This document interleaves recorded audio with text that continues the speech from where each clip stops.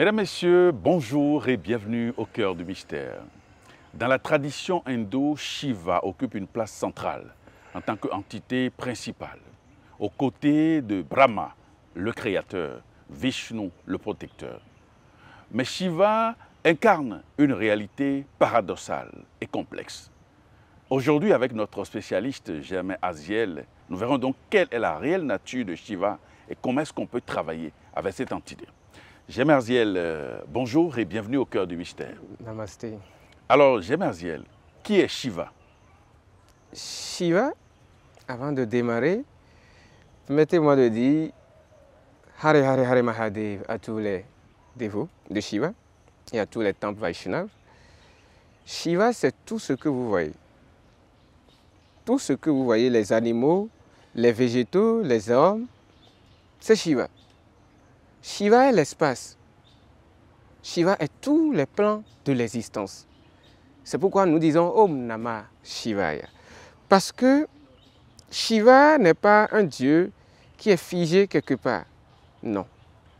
Tout cet univers est Shiva. L'univers est le corps de Shiva. Les Védas nous disent que Shiva et Vishnu, c'est comme une pièce derrière devant. Ils sont ensemble. Et c'est eux qui maintiennent ce monde, cet univers, l'univers entier, éternellement en équilibre. Quand on dit Shiva, certaines personnes disent que c'est un démon. Non. Shiva, c'est Mahadev. Mahadev veut dire le grand Dieu. Shiva, c'est encore Adi Yogi. Adi Yogi, ça veut dire le plus grand, le premier des yogis. Dans les Védas, commencement de ce monde, Shiva a créé, a mis au monde 11 enfants, qui sont les 11 Rudras. La création, à un moment donné, a été menacée par ces 11 Rudras, parce que ces 11 Rudras, c'est comme des feux, ils sont comme des feux, qui détruisaient tout sur leur passage. Le Seigneur Brahma a demandé à son fils Shiva de pratiquer les pénitences sévères pour remettre au monde des enfants qui vont préserver la création. C'est ainsi Shiva s'est retiré du monde pour s'adonner aux austérités sévères pendant des années. Shiva est assis dans le cœur de chacun de nous.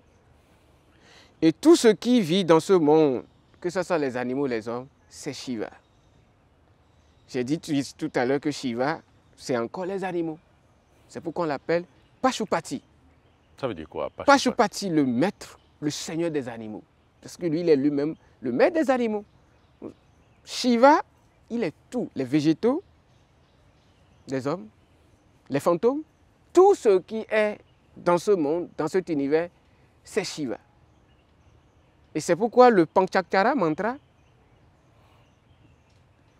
permet de s'aligner avec le Panchaksara, c'est-à-dire que le mantra à 5 syllabes de Shiva. Ça permet d'être aligné à tout l'univers et à la puissance universelle. Donc c'est ça Shiva.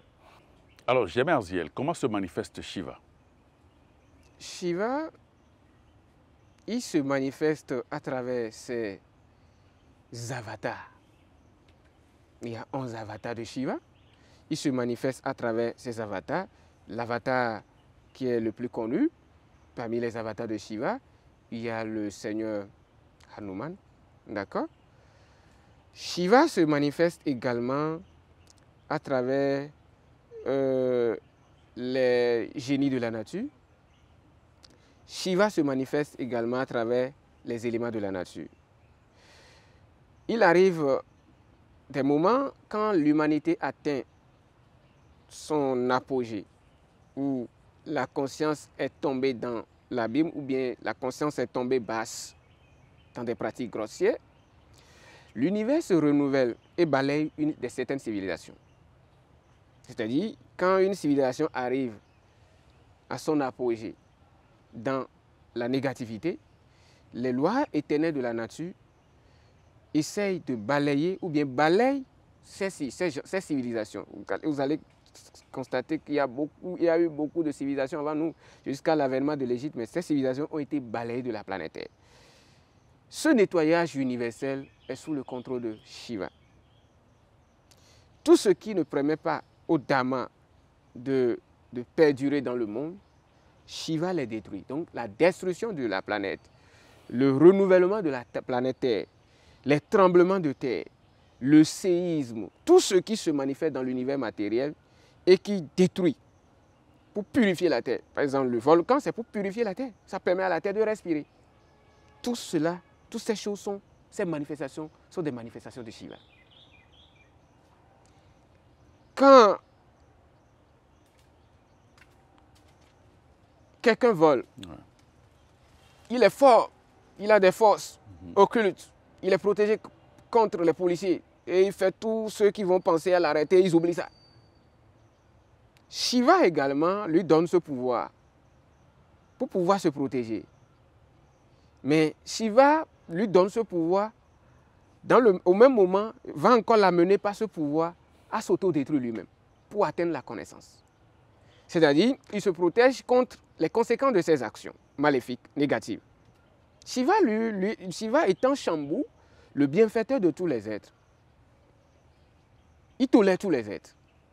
Il laisse faire. Mais quand le mal atteint son apogée, ou bien le mal, la négativité, la mauvaise conduite de ce voleur, ces négativités vont atteindre leur maturation, Shiva l'amène à se détruire. Il est là, la police vient le choper de façon surprise. On l'enferme et tout son espoir est ruiné comme ça. Il fait 10 ans de prison. C'est Shiva, tout ça là, c'est des manifestations de Shiva. Quand quelqu'un a un pouvoir, il passe tout son temps dans le quartier à lancer du sort aux gens, il chasse les gens dans la maison familiale et c'est lui qui est fort. Vous me connaissez? Moi, on ne fait pas ça avec moi. Je vais te montrer qui je suis. Oui, il y a des gens comme ça qui sont gonflés de vanité dès qu'ils ont la magie noire. Ils ont des pouvoirs capables de nuire. Shiva les tolère. Mais un beau matin, le monsieur est là et c'est une petite pratique banale qui le tue. Ou bien on va vous dire que le gars il est trop fort, mais il fait du mal. Et il a tellement de protection, mais il fait un accident de circulation. Tous ceux qui sont dans le véhicule sont vivants et lui meurt. C'est qu'il suffit juste à sa tête, cogne un petit truc. Tout ça là, c'est des manifestations de Shiva. Shiva manifeste son énergie de destruction et de renouvellement de cet univers à travers plusieurs manifestations matérielles. Quand quelqu'un passe son temps, il dit « je suis athée, je ne crois pas à l'existence de Dieu ». Mais un jour, il y a une situation lui arrive et son ego ne lui permet pas de s'en sortir, mais quelqu'un lui dit « mais il faut prendre la voie de Dieu ». Et peut-être il prend la voie de Dieu et il s'en sort de la situation. Dès lors, il va commencer par croire à Dieu. Il va dire « entends, moi je ne croyais en rien ». Il y a des gens comme ça dans le monde, ils disent « moi je ne crois en rien ». Toutes ces personnes sont sous l'influence, sous la protection de Shiva. C'est l'énergie du Tamo Gunas. Mais la forme élevée de Shiva n'est pas cette forme. D'accord? Donc, Shiva permet tous les actes ayant un rapport avec l'ignorance, l'obscurité, les ténèbres, juste pour amener l'individu vers la connaissance. C'est pourquoi nous disons dans l'ordre védique, personne ne peut atteindre Vishnu sans passer par Shiva. C'est pourquoi nous disons que Shiva est le Mahayogi, le plus grand des yogis. Dans les pratiques védiques et dans tous les autres védiques, il est dit que Shiva est le plus grand des Vaishnavas. C'est-à-dire que c'est le premier des brahmanas, le premier des yogis qui a atteint un niveau de connaissance suprême et qui permet à tout le monde d'atteindre cette connaissance transcendantale.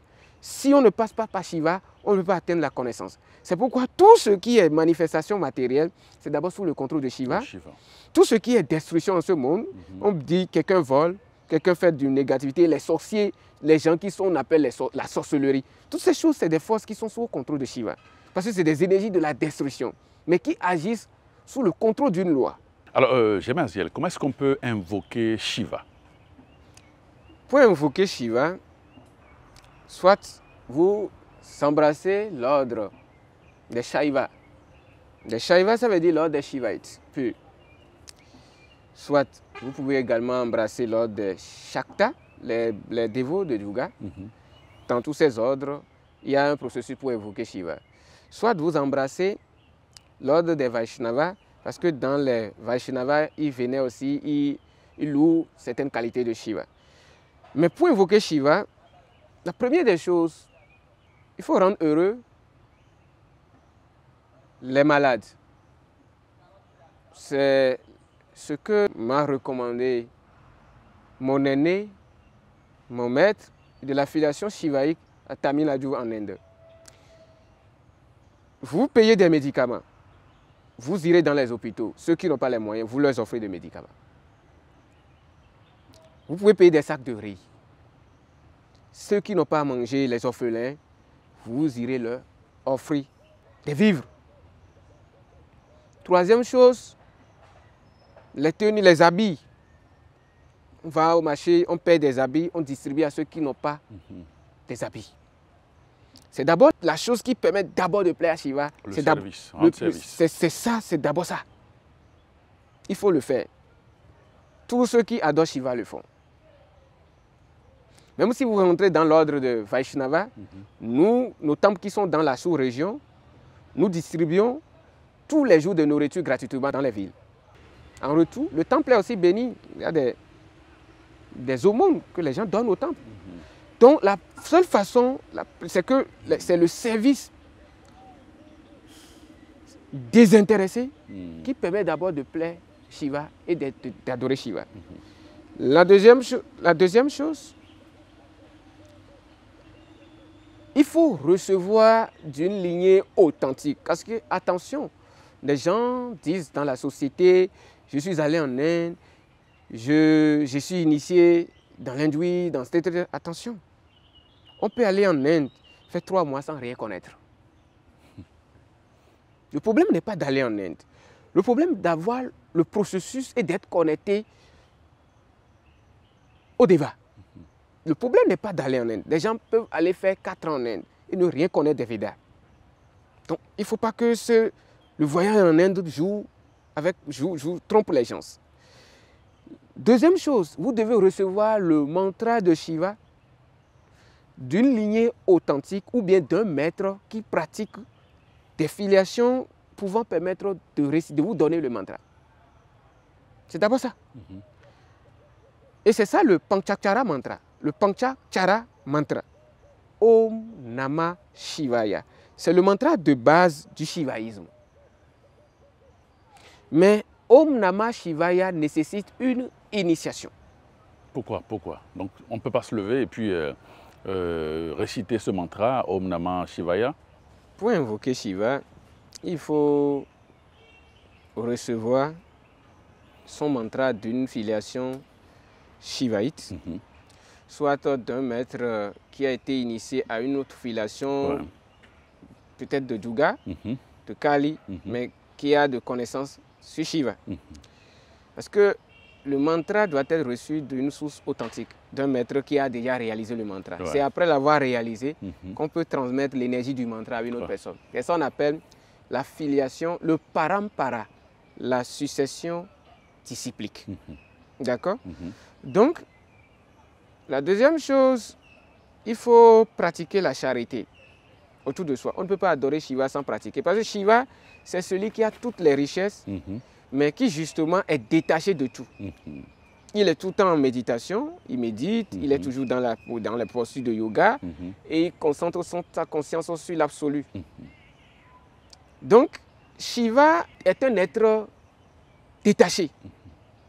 Donc, si vous voulez adorer Shiva, celui qui veut suivre Shiva, doit d'abord être détaché. Il doit oublier tous ses attachements pour s'adonner à Shiva. C'est ainsi Shiva lui donnera ce dont il a besoin. Les gens peuvent vous dire que je suis allé en Inde et je peux vous donner des initiations alors qu'ils ne sont initiés à rien. On peut aller en Inde, aller se baigner dans l'eau de Gange.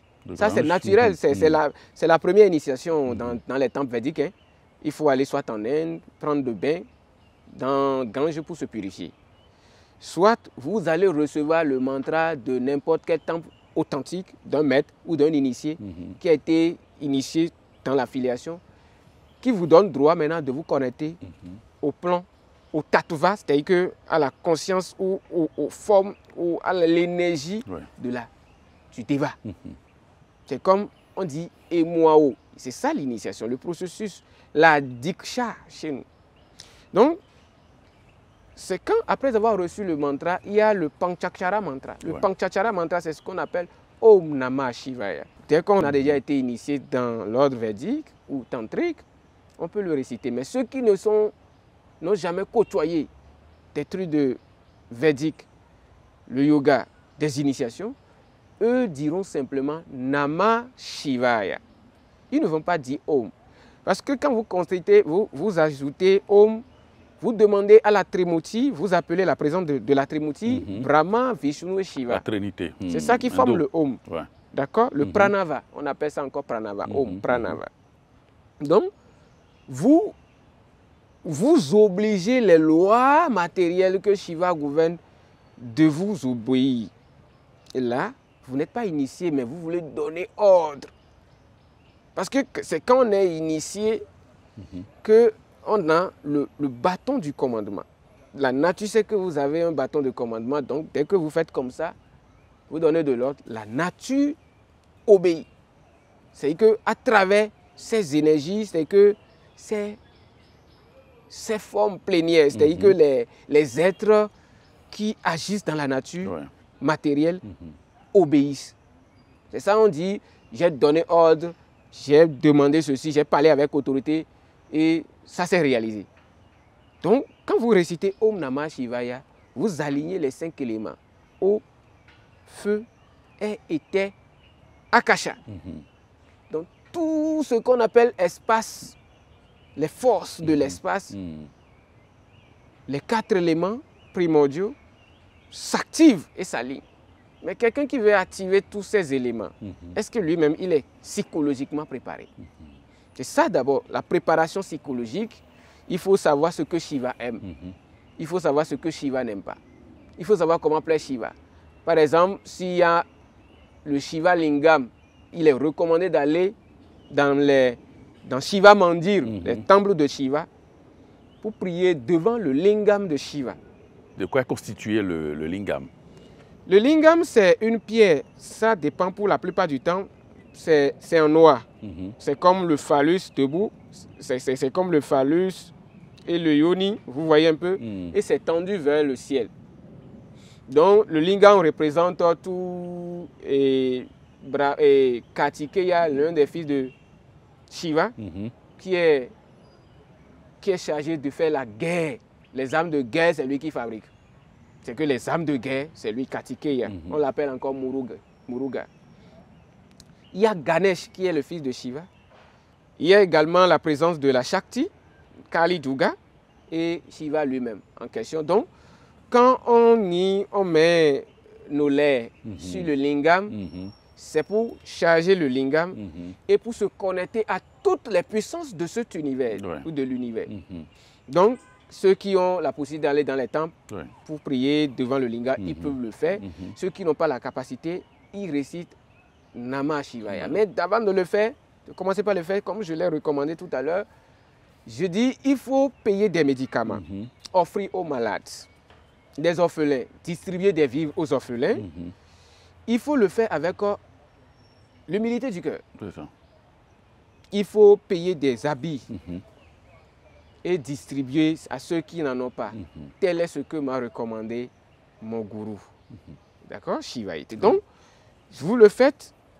Maintenant, vous allez commencer par réciter Namah Shivaya, tout court. Mais ceux qui sont initiés déjà à une filiation asiatique peuvent réciter Om Namah Shivaya. Parce que quand vous récitez Om Namah Shivaya, Shiva est le protecteur des fantômes. Il s'appelle Bhutanata, le seigneur des éléments de la nature et des fantômes. Donc, quand vous appelez Om Namah Shiva, vous appelez toutes les formes de Shiva. Donc, si à ce moment donné, en vous, il y a des vices qui ne vous permettent pas d'être alignés avec les bonnes fréquences de Shiva, en répétant Om Namah Shivaya, vous allez inviter chez vous des fantômes qui viendront, ou bien des génies de la nature qui viendront vous éprouver. Et ce n'est pas le mantra, c'est que c'est vous n'êtes pas aligné à la fréquence du mantra. Donc c'est ça, c'est pourquoi il est recommandé de dire Namah Shivaya.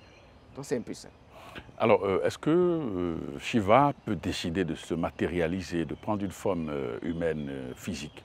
Oui, dans un pays, il arrive parfois où certaines personnes se lèvent et disent, mais ce que vous avez l'habitude de faire là, ça ne répond pas aux normes sociales. Ils ne commencent pas à imposer des normes. Ou il y a quelqu'un dans l'armée, il est tellement puissant, quand il va à la guerre, il revient toujours victorieux, il a des titres honorifiques, c'est qu'il vainc ses adversaires, ses ennemis redoutables, il est vainc. Ce qui explique justement qu'il incarne l'énergie de Shiva. Parce que Shiva, en quelque sorte encore, c'est encore le patron des guerriers. Parce que l'une de ses formes, ce qu'on appelle Rudra, parce que Shiva, c'est la forme un peu douce. On dit Shiva, S-H-I-V-A, c'est la forme douce. Mais Rudra, c'est la forme impitoyable, qui détruit tout sur son passage. Donc, les gens venaient beaucoup plus la forme de Shiva que Rudra. Parce que Rudra, quand il lui vient, c'est pour détruire, consumer tout. Donc, dans la société, il arrive des gens qui se lèvent, qui détruisent la négativité, qui s'opposent à l'injustice et qui affrontent les gens redoutables. En ce moment, c'est l'énergie de Shiva qui les inspire. C'est ça en fait. Maintenant, il arrive également dans le plan spirituel, côté monde spirituel, la magie noire sévit dans certaines régions. Et personne n'a le courage de parler. Tout le monde a peur de parler, parce que si vous parlez, on va vous lancer des sorts, des mauvais sorts. Mais il y a des gens qui incarnent l'énergie de Shiva, qui viennent, qui détruisent tout ça là, et imposent de l'ordre dans le village. Et tout le monde peut maintenant s'exprimer librement. Donc c'est tout ça là, c'est des manifestations de Shiva. Donc Shiva se manifeste en tout ce qui constitue la destruction de certains principes aliénants et la reconstruction des normes qui permettent d'évoluer. C'est Shiva, toutes ces manifestations dans l'univers matériel sont ce que nous appelons Shiva. Alors, quels sont les mantras liés à Shiva que l'on peut utiliser face à des situations existentielles? Il est recommandé de réciter Shiva Samhita. C'est un long texte dans lequel se trouvent les homelans, comment dirais-je, je vais dire, on loue des formes de Shiva. Ça permet de plaire Shiva. Quand on est dans des difficultés, il est bon même d'écouter ça en version audio. Mais quand on est en face d'une situation hostile pour appeler Shiva, il faut réciter Shiva Ashtakam. Shiva Ashtakam, c'est un texte qui est écrit par Shankara Acharya. Il a composé l'hymne là qui permet de vénérer Shiva. Et dès que vous commencez par plaire Shiva dans la récitation de ces mantras, Shiva vous viendra en aide. Parce que c'est d'abord, il fait partie des devas qui aident beaucoup plus. Il compatit beaucoup plus aux situations, aux difficultés. Et c'est lui-même qui accorde beaucoup plus des bénédictions matérielles aux humains, aux hommes. C'est pourquoi la majorité des Asiatiques venaient beaucoup plus Shiva. Ceux qui sont dans les commerces, dans des activités sociales, qui ne sont pas purement des spiritualistes, mais qui veulent faire peut-être des affaires, des commerces, etc. La plupart, vous verrez chez eux Ganesh. Là où vous voyez Ganesh, la statue de Shiva, de Ganesh. Là où vous voyez Ganesh, ça veut dire que c'est Shiva qui est là. Si vous voyez statuette de Ganesh ou bien photo simplement sur le mur de quelqu'un, sachez qu'il y a aussi Shiva là. Parce qu'il n'y a pas Ganesh sans Shiva. Il n'y a pas Shiva sans Ganesh. Donc, il venait Shiva, Shiva vient en aide, Shiva aide dans les moments de danger. Donc, vous pouvez aussi lui chanter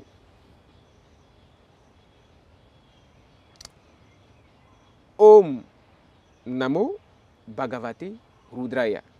C'est aussi un mantra d'une forme de Shiva qui permet de demander la force, l'énergie qu'il faut pour supprimer la dualité, les obstacles dans les moments difficiles.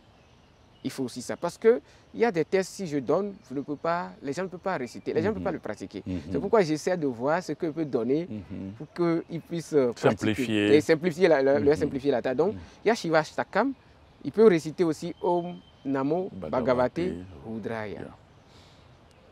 Ils peuvent également aller dans le Shiva Mandir et dire ce qui leur arrive devant Shiva Lingam, qui est consacré selon le rite. Dans le cas contraire, ils peuvent également payer des vivres et réciter Namah Shivaya. Ils disposent les vivres chez eux. Demander à l'univers, la nature, que tous ceux qui mangeront ces vivres, que leur tête puisse le soutenir quoi, dans ce moment difficile d'épreuve et de lutte spirituelle. Ça sera ainsi. Tous ceux qui mangent ce que vous allez leur donner, si vous êtes sincère et vous le faites là, vous posez l'acte de charité de façon désintéressée, dans les moments difficiles, la tête de ceux-là vous soutiendront. Comment expliquez-vous le fait que ce genre de pratique soit lié à la dévotion à Shiva? C'est sur ce principe même reposent tous les temples. Si vous allez dans le temple des dévots de Vishnu, je vous dis tous les jours, ils distribuent de nourriture. En retour, des gens financent le temple. Les dévots qui sont des commerçants et qui font, quand ils vont, ils sont bénis dans leurs activités, ils prennent une part, ils financent les temples de façon désintéressée. On ne leur exige rien. De façon désintéressée, ces ressources du temple, ces ressources financières sont utilisées pour entretenir le temple, payer peut-être les pandits qui ont laissé leur famille et qui instruisent les gens dans les temples. Et le reste, ils préparent, ils achètent au marché des sacs de riz, de toutes diverses sortes de nourriture. Et ils préparent maintenant, ils entrent en ville et ils distribuent à ceux qui n'ont personne et ceux qui n'ont rien à manger. Ça se fait dans tous les pays dans lesquels se trouvent les temples. Ça, c'est le côté des dévots de Vishnu. Le temple de Shiva, tous ceux qui viennent au temple, si vous allez dans n'importe quel temple, il y a les ressources qu'il faut. C'est un temple authentique. On mange après les sadhanas. C'est qu'on prépare de nourriture, on distribue à tout le monde. C'est ça qu'on appelle prasada. Prasada, c'est qu'on présente d'abord la nourriture au deva, à la divinité. On reçoit la bénédiction de la divinité sur la nourriture. Et ensuite, on distribue la nourriture à tout le monde. C'est comme ça que ça se passe dans les temples. Et l'acte de charité, il n'y a pas de spiritualité sans charité. Quand on pratique la charité en spiritualité, même si vous vous réveillez aujourd'hui, vous n'avez pas un seul franc en poche, peut-être que quelqu'un d'autre va vous donner, soit vous trouverez une opportunité qui vous permettra quand même de subvenir à vos besoins. C'est-à-dire que la nature vient toujours en aide à celui qui donne. Celui qui donne, on lui donne. C'est une loi éternelle de la nature. Shiva, lui, il possède, mais il donne aux autres. Mais en retour, il est le maître de la richesse. Sur le plan spirituel, il est le maître de la connaissance. Et il est le maître de la richesse matérielle. C'est pourquoi il ne manque de rien, Shiva. Ceux qui l'adorent, les adeptes de Shiva, purs, qui l'adorent et qui lui vouent de culte de façon désintéressée et qui font leurs activités, ils prospèrent toujours. Ou bien entreprendre une activité commerciale et échouer. Ils prospèrent parce qu'ils pratiquent en retour la charité. Mais ils ne le diront pas. Mais derrière ça, c'est la charité. Parce qu'en donnant, c'est une sémence. Vous donnez aux autres, vous ne recevrez pas autre porte. Ça peut être à travers la porte sanitaire. Vous êtes en bonne santé. Soit l'individu est malade, mais il va à l'hôpital, n'a pas de l'argent. Mais quelqu'un vient à l'hôpital, mais c'est qui celui-ci? C'est ça. Il n'a pas les... Non, je paye ses factures. Donc, la nature nous retourne toujours tout ce qu'on donne aux autres. Même si on fait du bien et que on n'a pas le retour, bon, s'attendre au retour en faisant le bien aux autres, c'est ça qui fait souffrir. C'est pourquoi on parle de l'acte désintéressé. Il ne faut pas être attaché au résultat de l'acte qu'on l'on pose. Et quand vous avez un souci, un combat, appelez Shiva chez vous. Shiva, comme je l'ai dit, il est partout, en tout. Allez n'importe où, vous êtes chez vous. Seigneur Shiva, je suis dans une difficulté spirituelle. Viens-moi en aide. Ça suffit. Faites-le avec un cœur sincère. Shiva, il est compatissant, il est dans le cœur de tous les êtres. Il vous viendra en aide. Vous n'avez pas besoin de courir, d'aller jusqu'en Inde d'abord, avant de voir un maître rester longtemps là, des heures. Non, rentrez dans votre chambre, dites Namah Shivaya et demandez-lui de vous venir en aide. Si vous êtes sincère, Shiva vous viendra en aide. Maintenant, il faut chercher des encens de Shiva. Si vous n'en trouvez pas, il peut vous utiliser santal et brûler. Et après avoir prié Shiva, vous êtes dans un combat ou bien spirituel, payez des vivres, distribuez aux gens, payez des médicaments, distribuez aux gens. C'est ce que Shiva aime. Celui qui fait ça, Shiva lui vient toujours en aide. Si quelqu'un commence par aimer Shiva, c'est ce qui se passe. Tous les temps, c'est ce qui se passe. C'est pourquoi il faut toujours suivre les devoirs prescrits. Ouais. Ce sont des devoirs prescrits qui se font par les dévots. Et quand vous le faites, Shiva vous bénit. Alors, Aziel, on voit certaines formes violentes de Shiva. Comment est-ce qu'on peut expliquer cela? Oui, Shiva, c'est comme on dit, Gora et Agora. Gora, c'est terrible. Agora, non terrible. Tout ce qu'on appelle Dieu ou la conscience a sa nature grossière, et à sa dimension grossière et à sa dimension transcendantale. Shiva est à la fois le bien et le mal. Shiva est à la fois le neutre. C'est-à-dire Shiva est à la fois le bien et le mal. C'est que la dualité. Shiva est encore au-delà de la réalité. Il n'est pas la réalité. Il est sans forme.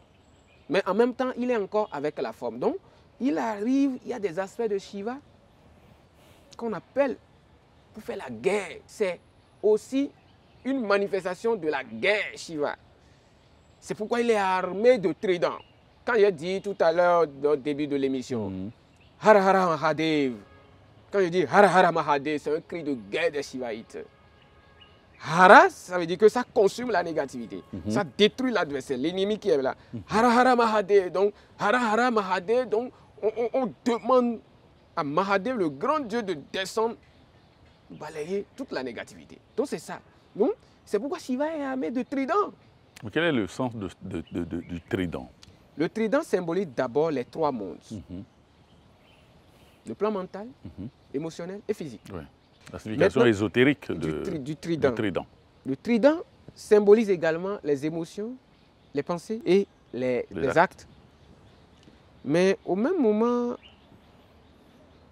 trident symbolise les trois formes universelles de pouvoir.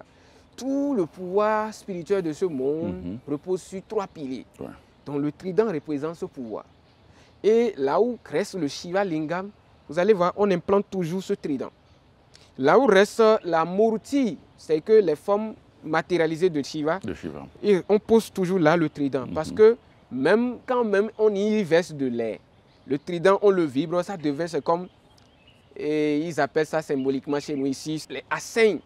C'est comme une signature, un objet sacré qui représente un monde. Et même quand on dépose le trident quelque part, on est en train de réciter le mantra de Shiva, la nature se met en action pour agir. C'est ça. Le trident est symbolique. Et c'est encore une âme de guerre. Quand quelqu'un a des pensées négatives et qu'il y a des mantras shivaïtes que l'on récite avec le trident, naturellement, comme le trident coiffe les trois mondes, cette flèche à trois bouts va commencer par pourchasser l'individu dans le plan astral. C'est que ça retourne pour détruire la personne. Ces pensées émanées sur le plan mental, c'est que pensées, actions et émotions qu'il a accumulées pour vous envoyer, ça retourne les détruit. Donc c'est ça, Trident joue beaucoup de rôle. Alors on a remarqué également que les dévots de Shiva sont souvent adoptent le régime végétarien. Quelle explication on peut en donner? Oui, Shiva, il est Pashupati. Pashupati, c'est le maître des animaux. Donc dans certaines branches du shivaïsme, on ne tolère pas la consommation des animaux. Surtout des bœufs, de la vache, on ne tolère pas. Parce que les animaux sont au contrôle de Shiva. Tous les esprits qu'on appelle les gnomides, les gnomes, ces esprits sont sous la protection de Shiva. Et les gnomes sont souvent dans la forêt. Ils restent souvent dans les forêts. Vous voyez un peu? Donc, toutes ces formes sont sous contrôle de Shiva. Maintenant, il y a une branche du shivaïsme qui est une branche un peu violente et qui utilise des formes tellement redoutables. Et des formes qui utilisent ce qu'on appelle kapala. Kapala veut dire crâne. Vous allez constater, Shiva pose un pied sur le crâne humain. Là, il s'agit des formes qui réveillent le monde des cimetières. C'est des formes qu'on utilise pour avoir des pouvoirs occultes. C'est des formes qu'on utilise pour avoir des pouvoirs égoïstes pour dominer ce monde. Ce qui n'est pas bon. Ce qui n'est pas bon. Et c'est Shiva et tout. Et comme tout est Shiva, on voit Shiva et tout, mais on fait ce qui est essentiel. Donc, maintenant, le crâne est encore symbolique spirituellement. Et vous allez voir qu'il représente ces murtis, ces divinités de Shiva au temple, mais ce n'est pas fait avec le crâne humain. Ils font ça de façon symbolique. Ouais. Tout ça, ça nous amène à aller, à transcender la dualité de ce monde pour maîtriser qui nous sommes réellement. Donc, il y a des formes agressives, des formes redoutables qui sont là pour faire des guerres. C'est que lutter contre la négativité. Bon, il faut dire les guerres intérieures. La guerre intérieure, oui. Ouais. La guerre, d'abord en spiritualité, commence à l'intérieur. De soi. Maintenant, il y a à l'extérieur aussi des ennemis externes qui cherchent à nous lancer des trucs. Donc, on peut aussi les affronter avec les formes redoutables. C'est là les formes redoutables de Shiva interviennent. C'est que plus l'ennemi devient menaçant au dharma et à la vie du dévot, ces formes redoutables sont là pour mettre de l'ordre dans le désordre. C'est comme on dit un paracommando, on sort les paracommandos de leur caserne. Ce n'est pas pour blaguer. Non, non, non, ce n'est pas pour venir sur le terrain pour dire non, calmez-vous. Ça, c'est le rôle de la police. Donc, les formes tout sous de Shiva sont là pour jouer ce rôle. Mais quand les formes redoutables sortent, ce n'est pas pour dire non, pardon. C'est pour détruire l'ennemi. C'est pour détruire les troubles. C'est pour détruire la magie noire. Quand la magie noire a atteint son paroxysme, où les gens sèment la terreur des mages noirs, il y a des armes, des mantras de guerre que l'on active. Pendant quelques jours seulement, vous allez apprendre la nouvelle.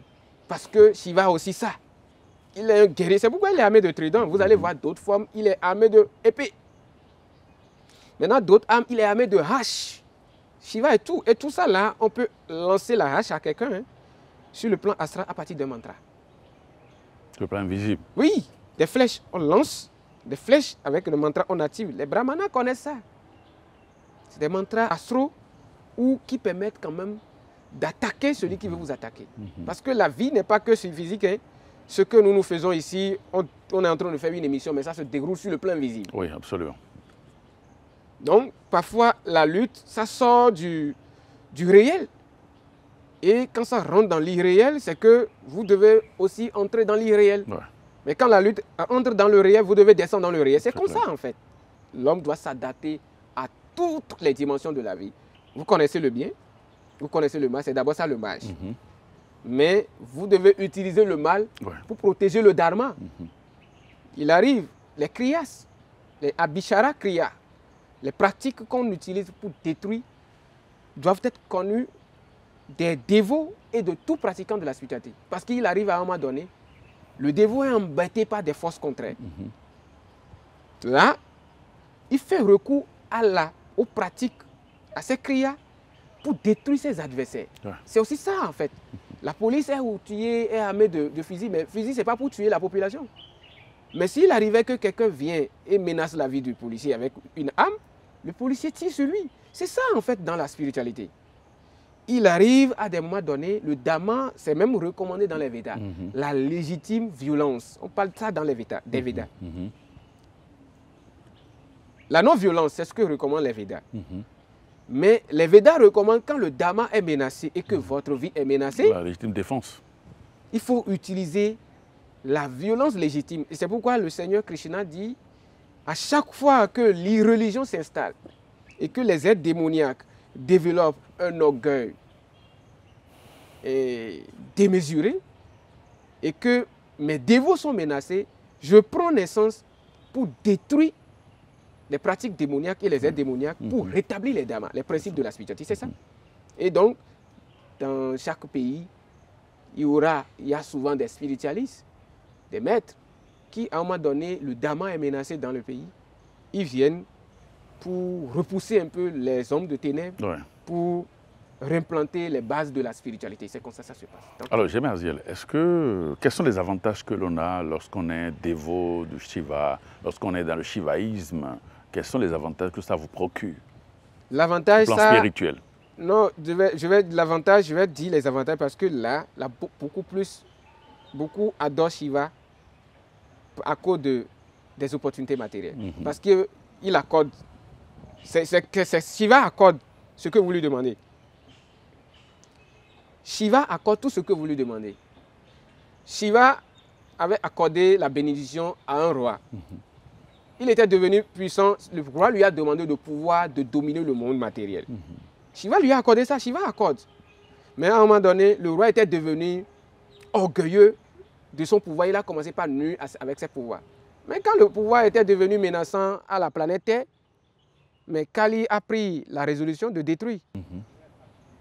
Kali a détruit. Ouais. Vous voyez un peu? Donc, Shiva vous accorde tout ce que vous lui demandez, mais quand vous n'utilisez pas ça pour la cause noble, Oui. pour l'équilibre du monde, si c'est richesse matérielle, par exemple, il vous a accordé à travers votre activité matérielle, il vous arrache tout et vous chutez. Vous allez perdre tout, vous allez fermer vos entreprises, tout sera catastrophique, chaotique dans votre vie. C'est comme ça que Shiva fonctionne, il donne tout. Sur le plan spirituel, il vous accorde le pouvoir, l'élévation, la libération. Shiva accorde tout ce que vous lui demandez.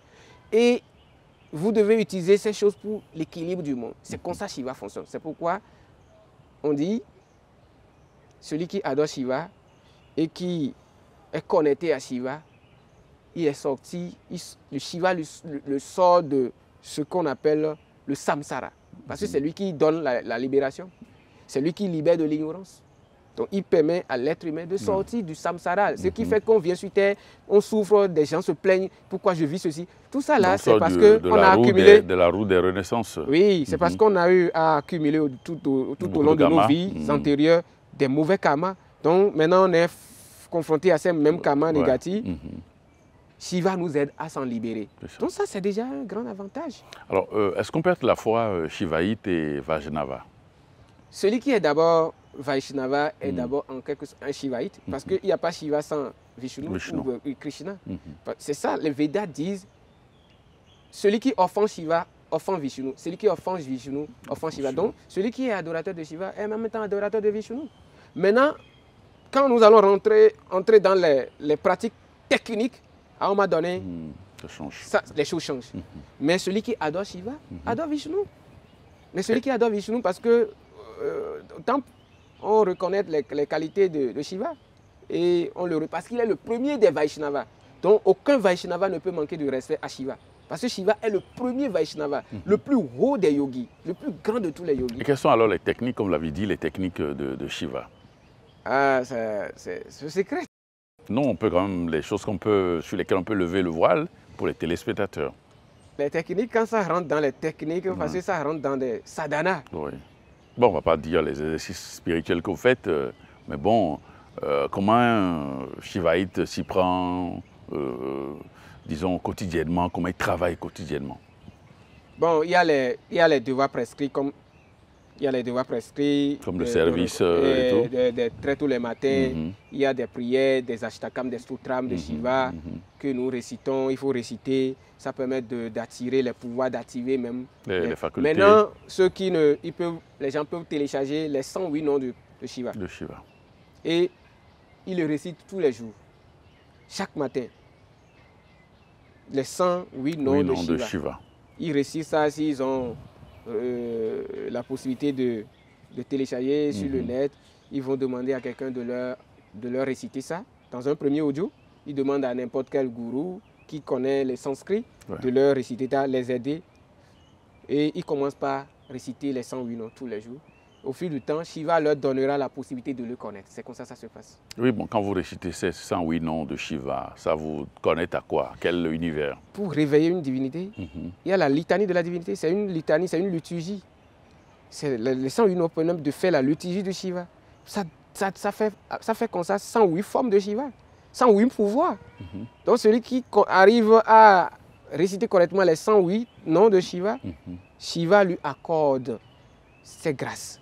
Les gens n'ont qu'à commencer par là, et avec ce que j'ai donné, Namah Shivaya pour les non-initiés et Om Namah Shiva pour les initiés, Shiva leur donnera la possibilité ou bien les portes à travers lesquelles ils pourront entrer en contact avec lui. C'est comme ça que ça se passe.